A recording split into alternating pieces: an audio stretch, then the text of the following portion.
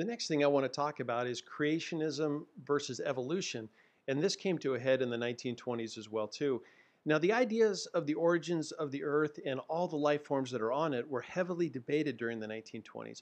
For much of recorded human history, there have been various creation stories by different religions and traditions which have sought to explain how the Earth, the planets, and the place of humans and animals. In America, the most commonly held belief was the creation story as outlined in the Bible.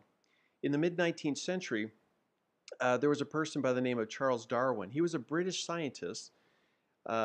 He published his observations and his findings, and he established that all species of life had descended from common ancestors, otherwise known as the theory of evolution.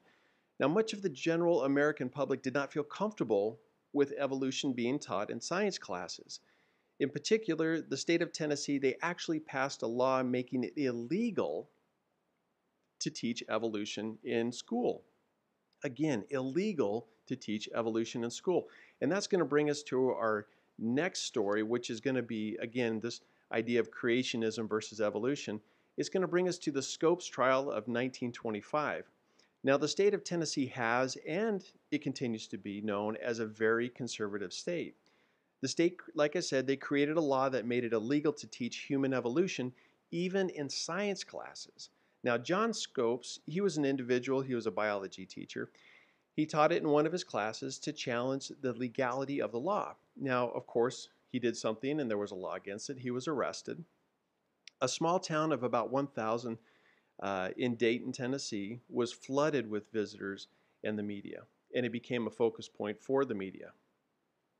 Now, the court decision was, eventually Scopes, he did go to trial. Eventually, he was fined $100 for teaching evolution in science class and biology class. The court decision was overturned a year later. The court proceedings were described really as a circus. With the judge, he did not allow any scientists. Now, Scopes wanted to call scientists to talk about the theory of evolution, but the judge would not allow scientists to take the stand to describe evolution to the court.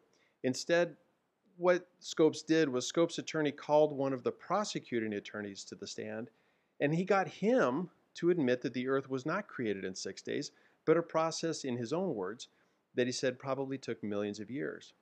The trial did highlight, the trial did highlight that many, particularly those in the South, who were very conservative, we talked about those two different groups, conservative and modern, it did highlight that those in the South were very uncomfortable with the teaching of evolution.